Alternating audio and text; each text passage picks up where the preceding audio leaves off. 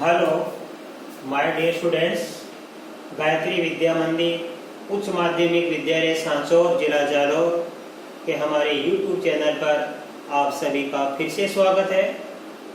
प्रिय विद्यार्थियों, आज हम कक्षा 6 की विषय गणित अध्याय 8.2 प्रश्नावली 8.6 का सवाल नंबर 2 हल करना सीखेंगे।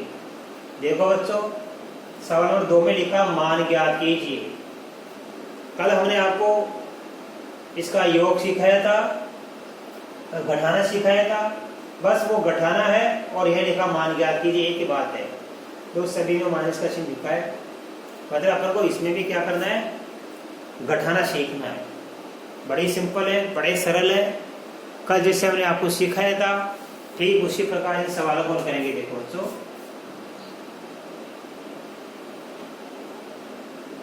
घटाना है।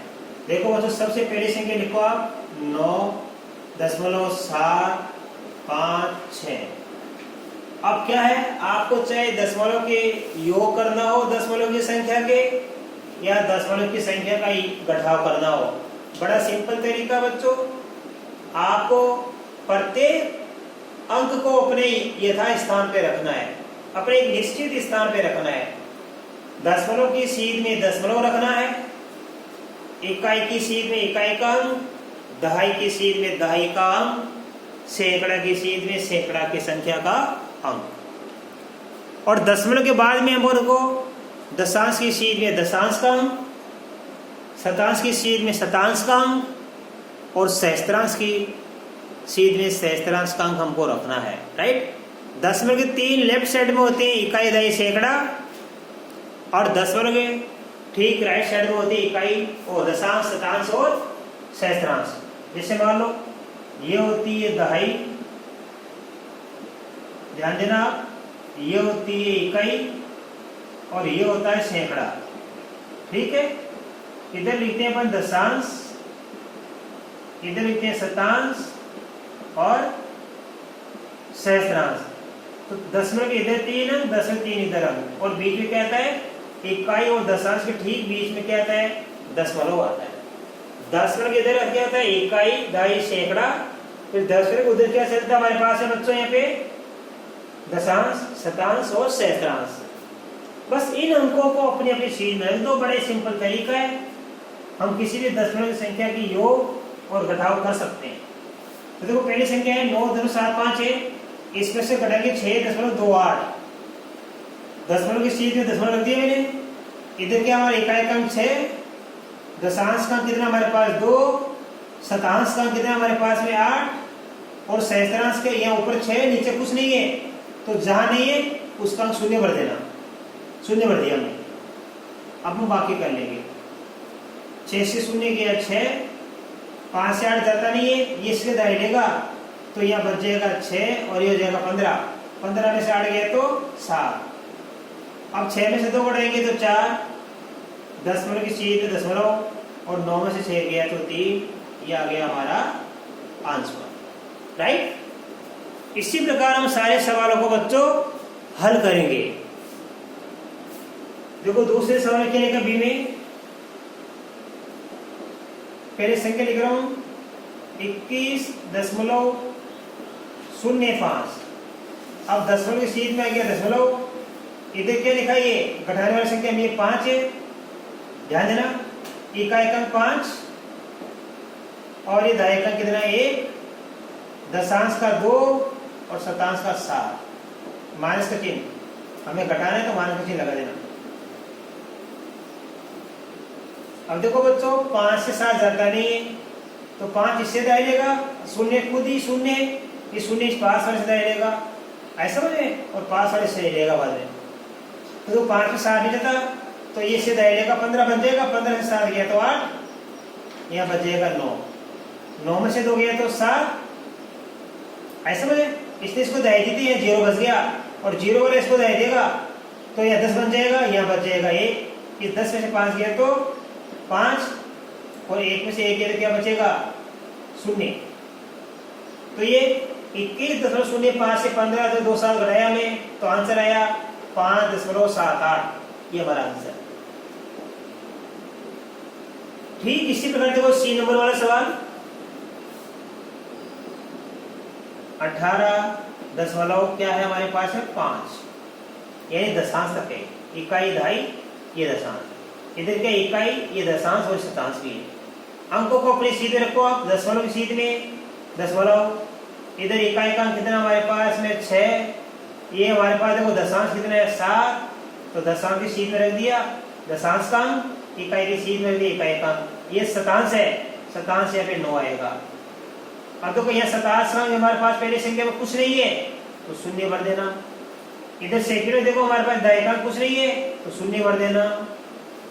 अब आप इसकी बाकी कर लेंगे सामान्य तरीके से, यह इसको एक दहाई देगा तो यह 10 बन जाएगा, यह बच जाएगा 4, ध्यान देना, यह 10 बन जाएगा, 10 में से 9 गया तो एक बच गया 4, अब 4 ये इसको दहाई देगा उधर तो यह बच जाएगा 7 और यह हो जाएगा 14, 14 में से 7 गया तो 7 दशमलव, अब 7 से हम 6 घटाएंगे तो कितना बचेगा 1 का 1, तो 11.71 हमारा उत्तर आ गया, 11.71 हमारा इसका उत्तर आ गया।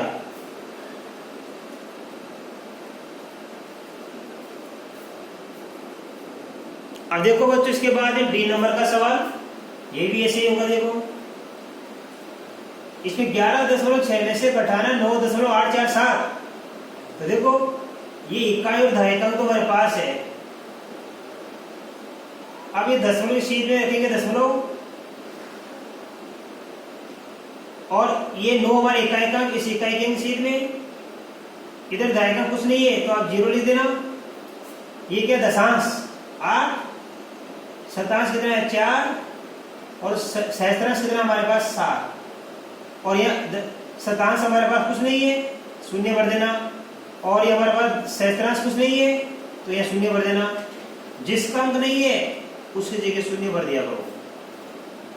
अब देखो ये इसको दहाई देगा 10 वाला इसको दहाई देगा तो यह बच जाएगा 9, तो देखो 10 में 7 गया कितना बच गया 3, पीछे बच गया 9 में से 4 गया कितना बचेगा 5, यह बच गया 5, अब 5 8 जाता नहीं है इसको दहाई देगा, 15 में 60 गया तो 7, यहाँ बच गया 0 इससे दहाई देगा तो 10 में हो गया कितना बचेगा 1, ये बाकी का नाम जानते हो, तो 11.6 में से 9.847 घटाएंगे तो कितना बचेगा 1.753, चाहे जोड़ो देखो 3 7 10 के 0 हासिल की 1, 5 या 9 फिर 1 हासिल 10 से 0 हासिल की 1, 6 8 14, देखो यहाँ कितना बचेगा 15 में 60 गया तो 7, हाँ 7 8 15 ये 16 की 6 हासिल की 1 9 10 11 की 1 हासिल की 1 का 1, इस प्रकार हम बाकी कर देंगे। अब आप इसका स्क्रीनशॉट ले लीजिए बच्चों, आपको मैंने चारों सवाल बड़े अच्छी तरह सिखा दिए। अब इसके बाद हम सवाल नंबर 3 सीखेंगे।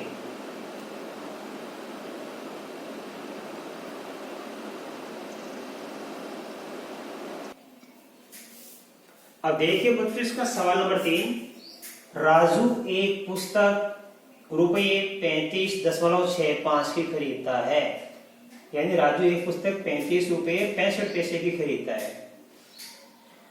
उसने दुकानदार को रुपये 50 दिए, ये 50 रुपए का एक नोट दे दिया। दुकानदार ने उसे कितने रुपए वापस दिए? तो देखो राजू के पास 50 रुपए का नोट था, उसने दुकानदार को दे दिया। 35 रुपये 65 पैसे की उसने पुस्तक खरीदी, तो दुकानदार उसे वापस कितने रुपए देगा, यानी अपन को इसमें घटाव करना है, बाकी करना है। तो हमको 50 रुपए में से घटाना है 35.65। देखो यहाँ पे दशमलव के बाद में ये दशांश का, ये शतांश का, इसमें दशमलव कुछ नहीं है, पूरी पूरी पूर्णांक है, पूरी 50 है।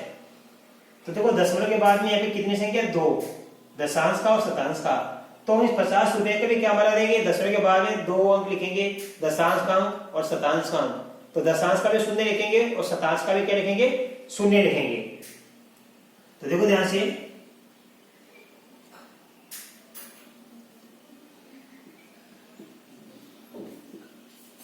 राजू के पास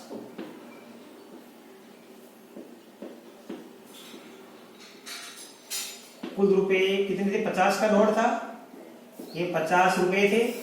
अब दशमलव लगा के यहाँ 0 भर देना, ये दशांश और शतांश। ठीक है।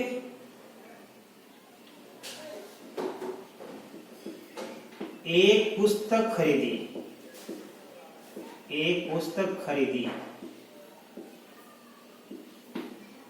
राजू ने एक पुस्तक खरीदी कितने रुपए में? 35 रुपए 65 पैसे, यानी 35 रुपए 65 पैसे। ठीक है। अब हमें ज्ञात करना है शेष घटाओ, तो हम बाकी कर देंगे इसे। देखो शून्य से 5 गया जाता नहीं है, 80 लेंगे, 2.5 लेंगे, 10 से 5 गया तो 5, या पीछे बचेगा 9, 9 में से 6 गया तो 3, या 9 बचेगा, 9 में से 5 गया तो 4, फिर कम कर देंगे, 4 बचेगा, 4 3 गया तो 1। तो राजू ने दुकानदार को 50 रुपए दिए, उसमें से एक पुस्तक खरीदी 35 रुपए 65 पैसे की, तो दुकानदार 50 में से 35 रुपए 65 रुपए तो अपनी पुस्तक के काट लेगा, बाकी जो बचेगा 14.35 रुपए राजू को वापस देगा। तो इसका मतलब हुआ, इसलिए राजू को दुकानदार ने 14.35 रुपए वापस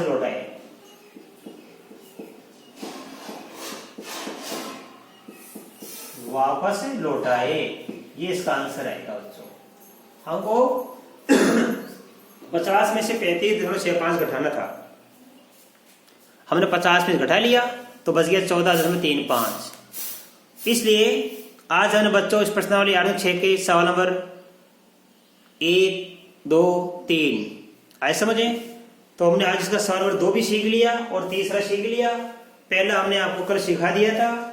अब आगे के सवाल कल के वीडियो में बच्चों सीखेंगे। धन्यवाद।